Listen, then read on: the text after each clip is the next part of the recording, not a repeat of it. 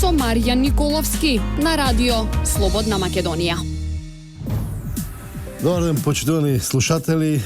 Последната среда за оваа 2015 година и во оваа 2015 година и последниот круг магазинот на радио Слободна Македонија, во кој што се обидуваме да направиме суштинско препознавање на реалните состојби наспроти несуштинските манипулации и политички игри во Македонија. Значи, денешната емисија ќе биде еден обид за една ретроспектива на 2015-та и секако некаков наш скромен обид за проценка за што би било и како би било во следната 2016 година.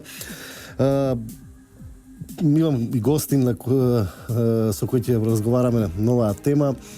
За почеток, моја лична оценка е дека 2015 година беше можеби година една од оние 25 години македонска независност.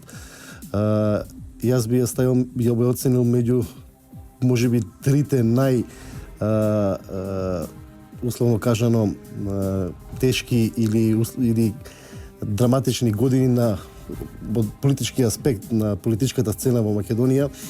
Ако можеби 90-тите или 91-та е едната од тие години, нели 2001-та со војниот конфликт, втората и можеби третата е оваа година 2015 со политичка криза која што за разлика од сите други претходни политички кризи имаше најголем широк и најширок опфат за она што значеше рефлексија врз општествениот живот во Македонија. Значи, годината која почна со реализација на најавите за политичката криза уште некаде после изборите 2014 година, се уште, условно кажано, не финишира со конечна разрешница. Таа разрешница на политичката криза секој треба да бидат изборите кои што според договорот на 4 политички партии во Македонија треба да се случат на 24 април следната 2016 година. Всушност, ако направиме поширок круг на целата ова политичка криза во Македонија, таа е речиси перманентна околу 2 години во Македонија. Период во кој што можеби ако не постоеше оваа политичка криза ќе имаше и многу поголеми резултати на внатрешен политички план, на функционирање, на надворешен, меѓутоа можеби и на економски план во државата. Меѓутоа што е тука? Тука е кризата ја имаше, таа се бараше нејзино решение. Еден период во текот на оваа 2015-та имаше и неколку обиди на според мене деструктивната опозиција во Македонија да предизвика подраматичен кризен тек на оваа криза, која требаше да веројатно според некој нивно сценарио да прерасне и во безбедносна криза од поширок судири. За среќа тоа не се случи. Меѓутоа, дали 2016-та ќе биде крај на оваа политичка криза во Македонија и стабилизирање на политичката состојба и еден нов тек на политичките случувања во Македонија, ќе се обидеме денеска да направиме еден обид за некаква наша мала анализа, меѓутоа веднаш по кратката пауза. Круг со Маријан Николовски на радио Слободна Македонија. Да, почитувани слушатели, повторно назад во кругот. Мој денешен гостин со кој ќе направиме ретроспектива на 2015 и една оценка за следната 2016 е Александар Спасовски, едно од најпрепознатливите новинарски имиња во оваа 2015 година. Александар, добар ден. Добар ден, Маријан. Благодарам за поканата и поздрав до слушателите. Прво те прашам лично како оценуваш оваа година на твој личен план? Си задоволен од годината што помина? Па на личен план, да, генерално сум задоволен од годината. Беше навистина турбулентна година, на професионален план беше многу тешко да се истера. Ако треба да пресметаш од 365 дена, колку работиш? Па би било околу 360 некаде. Турбулентна година во секој случај, навистина напорно. Меѓутоа, тоа е интересното во оваа професија. Апсолутно. Ајде да видиме што се случи ова 2015 година во Македонија. Дефинитивно кризата како криза постоеше 2014-та, меѓутоа ескалираше во оваа 2015 година. Ако ја оценката на опозицијата е дека за кризата е виновна власта, оценката на власта е дека кризата ја создаде опозицијата, меѓутоа реалната слика е што ни се случи во 2015 во Македонија и дали тоа беше едно подолго тлеење на овој проблем за создавање на оваа криза. Ако почнеме хронолошки да ги анализираме работите, нели уште на самиот почеток на годината беше стартот на акцијата пуч, апсењето на сите оние луѓе и целата таа работа, меѓутоа јас не би кажал дека тоа е главниот настан со оглед на тоа што некаде во мај имавме една сериозна безбедносна криза, имавме 8 загинати полицајци. Мислам дека тоа е настанот што ја одбележа годината за жал од црната страна, меѓутоа тоа е тоа. Според мене тоа беше клучниот настан во оваа година, вистинска среќа и умешност на политичките играчи што не дозволија таа криза да ескалира во некои си поголеми меѓуетнички судири, што најверојатно и беше целта на самите случувања во Куманово. Меѓутоа точно е тоа, на политички план годината одбележа оваа цела афера со бомбите кои што СДСМ ги објавуваше. Како што веќе кажав, големи турбуленции уште од самиот старт на годината, некаде до почетокот на летото бевме практично тероризирани од опозицијата со сите оние прислушувани разговори, навлегување во приватноста, не само на избраните функционери кои што, ајде да речеме на некој начин и немаат право на толку голема приватност, меѓутоа се навлегуваше во приватноста на луѓе кои што не добиле власт од граѓаните и немаат должност да бидат отчетни пред нив, така да оние кои што работеа во новинарството, па и оние кои што се дело до некаков си јавен општествен живот, навистина живеа во едно тензично време. Луѓето почна да расте онаа поларизација меѓу луѓето, нели секој ја штитеше својата страна и во целата таа напната атмосфера. За нас новинарите веројатно беше и најтешко, бевме под константни напади како на нашата приватност, така и други видови на напади. Беше навистина тешко за работење. Искрено се надевам дека 2016 година нема да се случува ова што ни се случуваше од самиот почеток, па еве завршува година до денеска. Така че втори дел ќе поразговараме и за 2016, меѓутоа она што мене ме интересира е она што се случи ова 2015 година, 2014 со бојкотот односно на резултатите од парламентарните избори, се има чувство дека всушност ова беше една кулминација на една политика на опозицијата која што подолг период на овој начин се обидува да издействува, условно кажано, превласт врз јавното мислење или разубедување на гласачите дека нив треба да им ја дадат довербата. Мислиш ли дека немаше други, како да кажем, немаше други модалитети или алатки опозицијата да действува на политичката сцена во Македонија за придобивање на рейтинг? Еве вака, кога некој човек се дави, се фаќа за сламка. Опозицијата се дави веќе 10 години и она ја бара сламката. Подготвена е се. СДСМ води очајна политика. Тоа е политика на очајник. Да се вадат приватни телефонски разговори, да без да навлегуваме во тоа како се тие стекнати, што веројатно истрагата, па добро, како што трнало сега со последниот развој на настаните, можеби и нема ни да покаже, меѓутоа да се надеваме, да веруваме во институциите дека ќе покаже. Тоа е политика на очајник.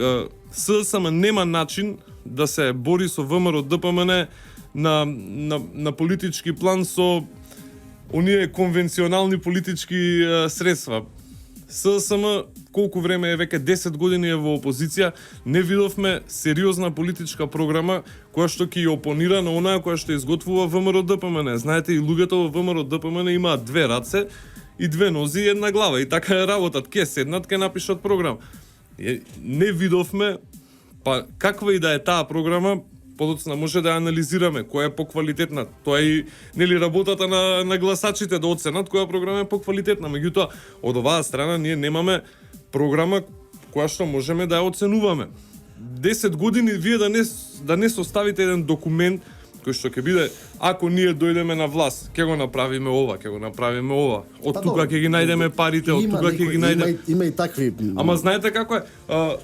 Програмата на СДСМ у 2014 година е продолжение на програмата на СДСМ од претходно загубените избори. Значи, ако сте загубиле на избори, не чинела програмата. Она што би требало да биде програма. Сега, ако сте ја разгледувале, ќе видите за каква несериозна програма станува збор, каде што нема рокови, каде што нема прецизирано буџет за проектите. Знаете, тоа е една навистина несериозна политика. Во едни такви околности на СДСМ му останува да се бори на полето слобода. Нема слобода, нема демократија. Демократија. Па еве јас на пример би ги прашал колегите кои што се редат на касата на Сорос на секој 15-ти. На пример би ги прашал дали некогаш на нив некој функционер од власта им се јавил на телефон и нешто им побарал да направат, да напишат, им се заканил.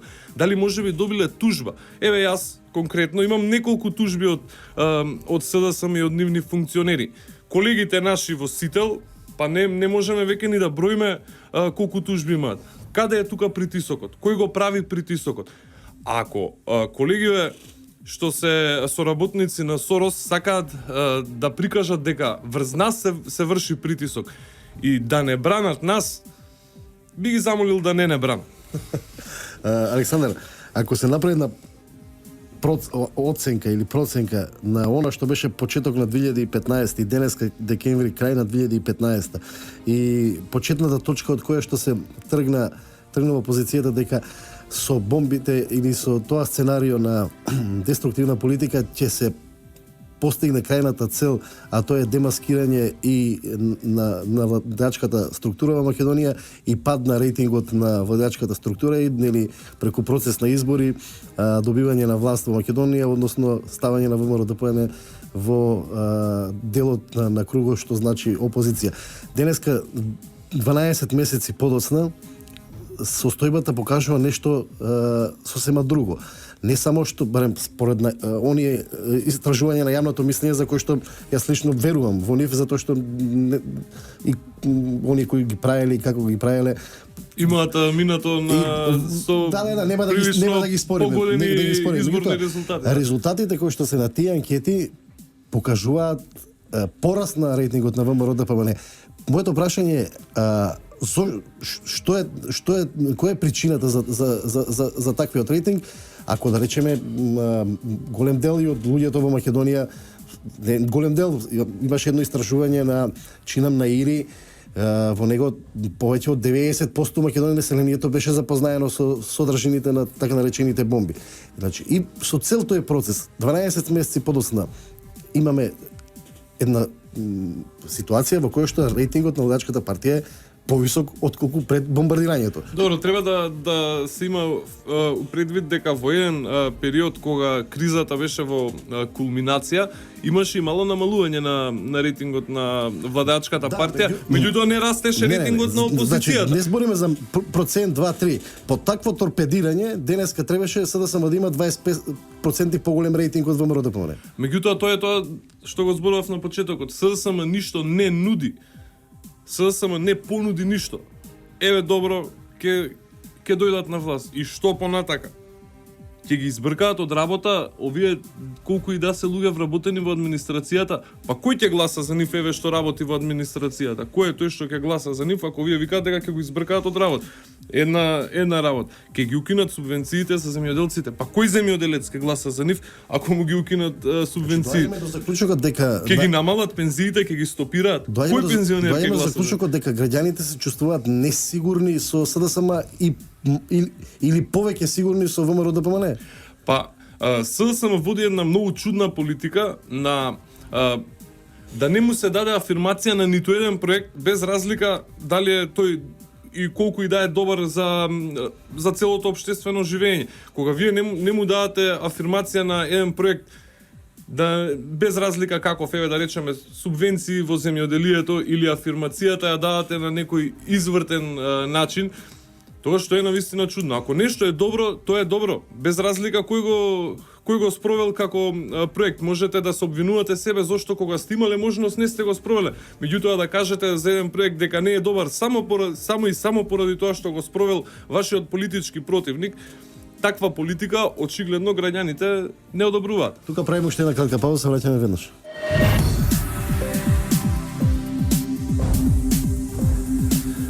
Повторно назад во кругот, мој денешен гостин Александар Спасовски, мој колега од Сител. Александар, ова 2015 сепак мора да напоменеме дека покрај оној настанот што беше во Куманово, имаше една други тензични и тешки денови овде пред оваа зграда кај што се наоѓа нашата редакција.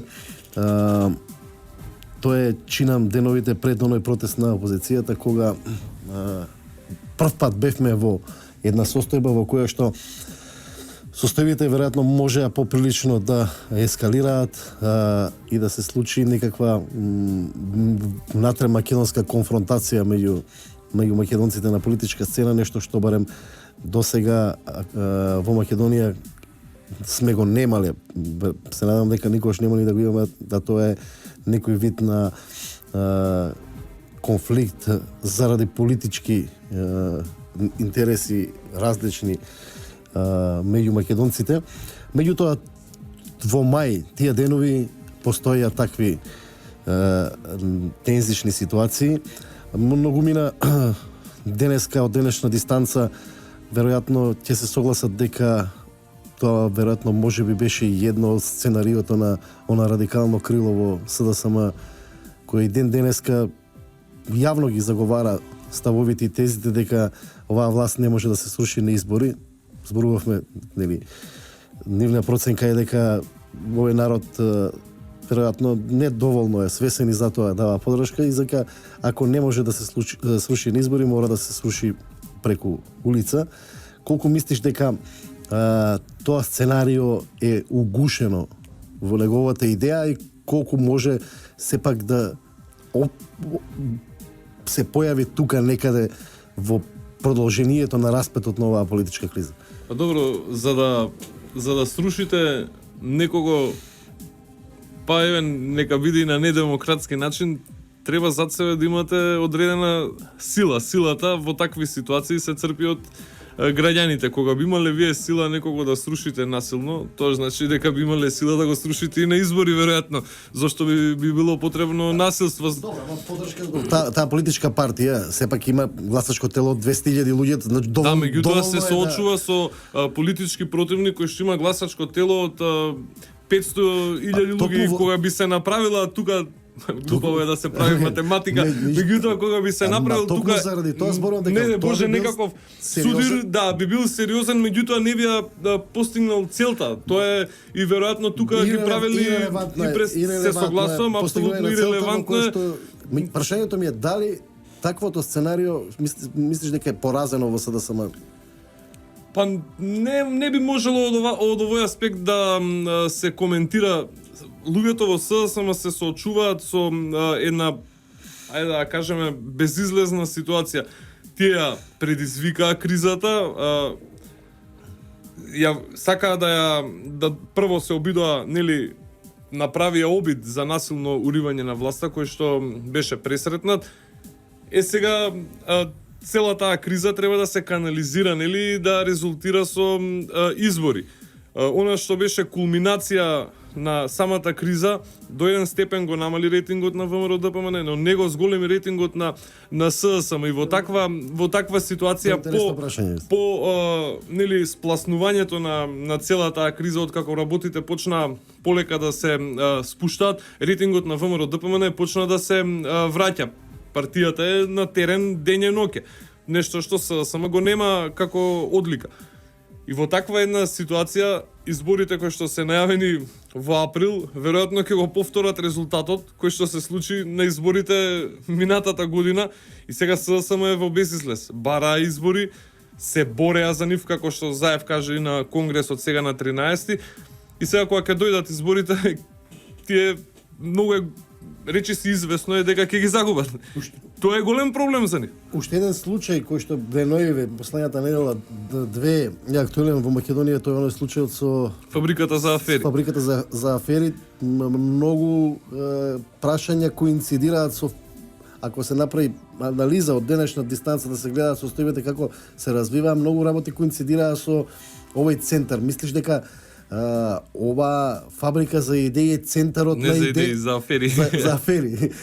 Ова фабрика за афери е центарот на идејата за деструктивност на опозицијата и однесувањето, или таа Алатка мислам дека е повеќе во спроведувањето на таа, ајде така да наречеме, нечесна политика што ја води опозицијата, ако може да се каже дека политиката од било кој аспект е чесна, меѓутоа еве да кажеме врвот на нечесната политика навистина е многу сериозен скандал кој што сам по себе зборува за начинот на кој што СДСМ се обидува да дојде на власт.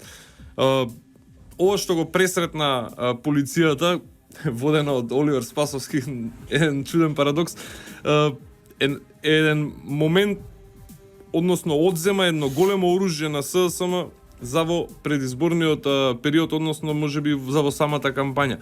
Таму се пронајдени фалсификувани пасоши од бугарски, од Никола Груевски, од Мартин Протугер, од останати високи функционери во ВМРО ДПМН и во власта, кои што требало пред избори да се извадат по медиумиве, предпоставам на Фокус или некој од овие целава оваа Соросова банда, би требало да се извадат во медиумите и да се каже, еве го премиерот си земал бугарски пасош, после избориве знае дека ги губи, ке бега за Бугарија, еве го пасошот. Пасошот е фалц, ама фалц беа и оние пасоши кои што добро, ма додека објасните вие во јавноста. потеписоните се беа расфрлани во некоја куќа, односно во куќата се излезе на чаушот. Додека вие после тоа го објасните, додека го демантирате, помина возот, тука изгубивте одреден број на гласачи, па потоа ќе излезе наводна нормално фалсификувана трансакција на Мијалков со некоја банка во Швајцарија 50 милиони евра, и тоа е уште еден, после СДСМ, односно медиумиве ќе излезат, Мијалков крадел и ги префрлил сега парите во Швајцарија. Кога ќе го демантира? Како ќе го демантира? Тоа е вистината ќе излезе еден ден, меѓутоа можеби ќе излезе премногу доцна. Да, и сега големо оружје од рацете на СДСМ е одземено со откривањето на фабриката за афери. Овој случај е интересен и од еден друг контекст, значи оно што она сфера во општеството што се нарекува медиуми, значи опозицијата цело време изминативе години форсира она идеја дека медиумите се едно под контрола на власта и дека тие се алатка, инструмент на власта за функционирање. Тука сме обвинувани, ја, ти, многу други новинари, меѓутоа ова еден друг случај покажува дека голем дел од медиумите во Македонија се алатка на опозицијата, условно кажемо. Јас не сакам да верувам дека колегите новинари кои што работеле на овие така наречени афери биле дел од оваа група. Верувам дека биле злоупотребени, се надевам дека биле злоупотребени. Доколку не е така, тоа е само слика за тоа како би изгледало новинарството кога би владеле. Јас не сум работел, Александар, не сум толку години новинар, ти си веројатно со поголемо искуство и знаеш, можеш и да направиш и директна споредба. Јас немам повеќе од 10 години новинарски стаж.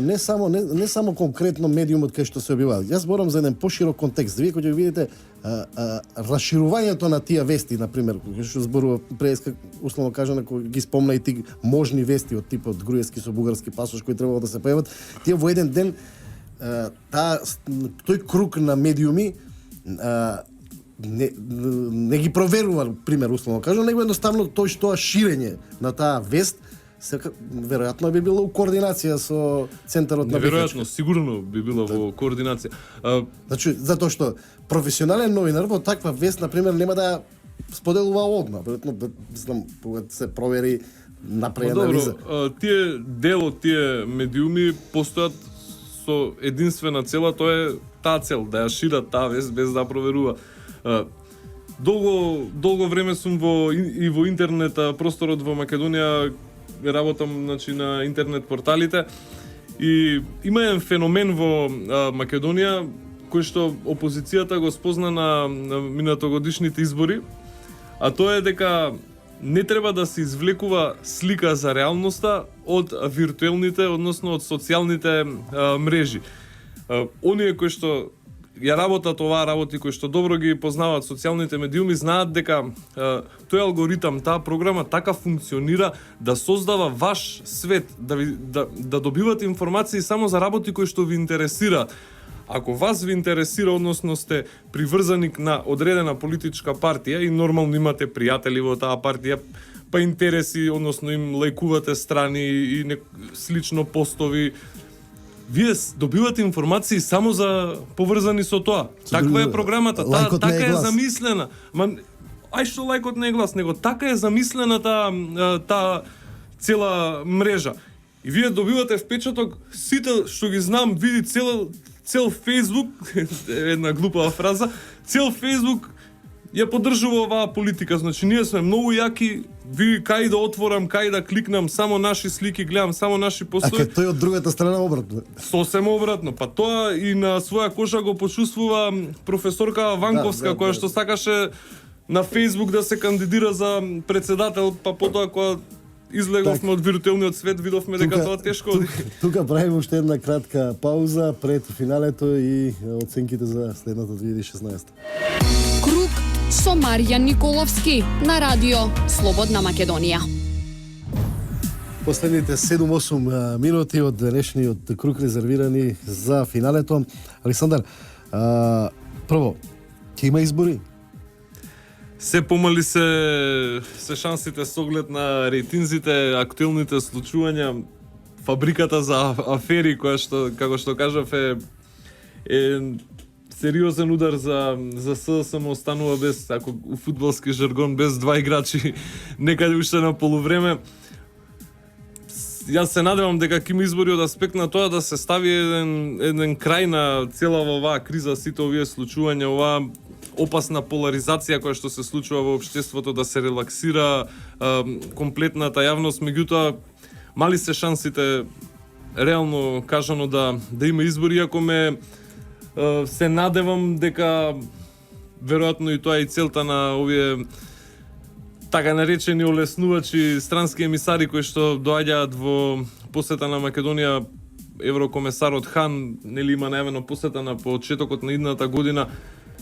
Се надевам дека токму тогаш ќе се направи последен обид, односно притисок врз опозицијата. Според најавите на треба да има.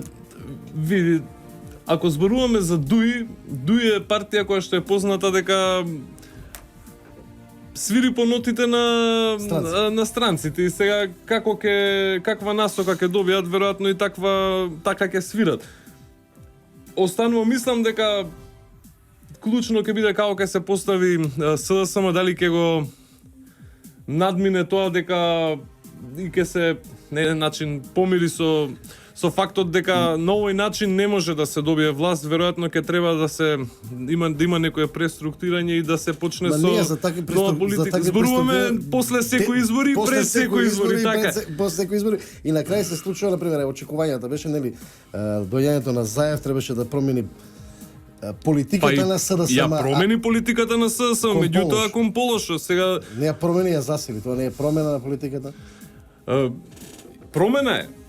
Не е промена ако има. СДСМ, добро, не ја промени политиката на бойкот, например. Добро, СДСМ е позната бойкот партија која што бойкотира пред секој избор. Јас не се сеќавам изборен циклус каде што немало закана за бойкот, па и бойкот. Да не забораваме дека бойкотот на СДСМ кој што го правеше Црвенковски беше пропадна и неуспешен благодарение на Заев кој што беше тогаш против тој бойкот. Така е, еден од клучните Што играчи се беше случи? за распукување на бетонот, ако се сеќавате, таква беше и една насловна страна на еден опозицијски весник во тоа време. Очекувањата беа дека доаѓањето на Заев треба да донесе нова политика.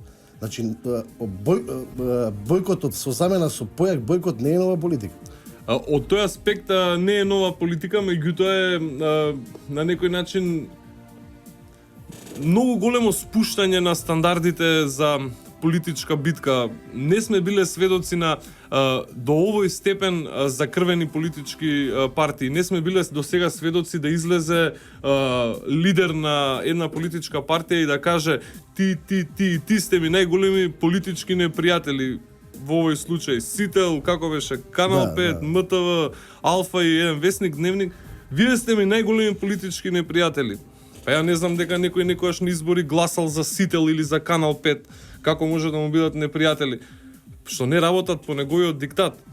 Па еве ти си и уредник, добро знаеш колку пати Заев му биле поставувани прашања, бил покануван, исто било и со интернет медиумите, така е. Тема е безпредметна више да се расправа. Меѓутоа, не сме имале такви случаи порано, не дека доаѓал Бранко Црвенковски на интервју кога бил поканет, еднаш, мислам дека у последниве 7-8 години се појавил Сител. Без разлика, ама бил гостин. Бил гостина, Заев, например, најмногу што има дојдено до Сител кога правеа протести пред телевизија. Тука му е најголемата близина до Сител и веројатно некогаш ако седел на јужна трибина која имало фудбал, тоа му е највеќе што се доближил.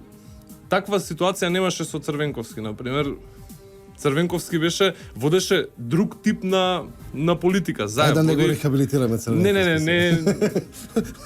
Не е целта да се рехабилитира, меѓутоа ако правиме споредба, таа е споредбата, немаше вакви испади.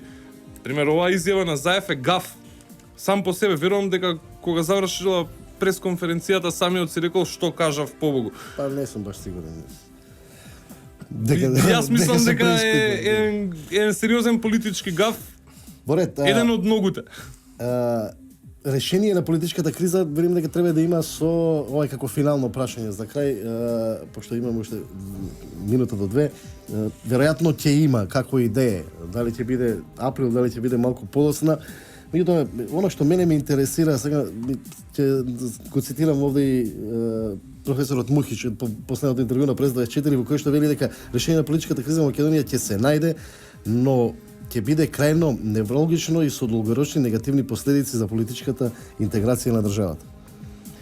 Па не знам сега што точно мислел професорот, меѓутоа ако немаме поентата е дека политичката криза која што ја создаде опозицијата и која што функционираше без разлика дали и СДСМ и ВМРО во целата таа политичка криза, меѓутоа последиците долгорочно се уште ќе... Последиците веќе ги чувствуваме. Последиците ги чувствува конкретно целокупниот судски систем во Македонија. Имаме едно паралелно обвинителство чие што постоење се коси со уставот и прашање на време кога уставните суди тоа ќе го регистрираат. Тие мора да го регистрираат. Тоа е тоа, мислам, нема бегање. Имаме проблеми чувствуваат оние во судскиот совет кога мора по диктат на политички партии, зборувам за сите партии и оние амбасадори да ги менуваат одлуките кои што ги донесуваат. Ние тие проблеми веќе ги чувствуваме. Веќе ни се деформира одреден дел од системот токму поради тие неконвенционални политики кои што ги води опозицијата. Затоа мислам дека изборите во април треба да се случат за да го вратат општеството во оној првобитен и нормален тек. Меѓутоа, како што кажав, многу се мали шансите да имаме избори во април, да се надеваме дека притисокот на меѓународниот фактор, па и да се надеваме дека нашите политички партии ќе донесат некои порационални одлуки и дека сепак ќе им се даде на граѓаните можност во април да стават крај на оваа политичка криза. И се надевам дека тоа ќе се случи. Меѓутоа, како што не сум некој голем многу голем Ако оптимист. се чека одлука на СДСМ и на опозицијата за тоа дали треба да има избори, они веројатно Сигурно. долгорочно би ги одложиле до моментот додека не констатираат дека стојат подобро на теренот од ВМРО ДПМН, а тоа не знам како можат да у скоро време да констатираат. Александар, јас ти благодарам. Поштовни слушатели, ова беше последната емисија за оваа 2015 година на Круг, на емисијата Круг е емисија на Трговското радио дифузно друштво Радио Слободна Македонија.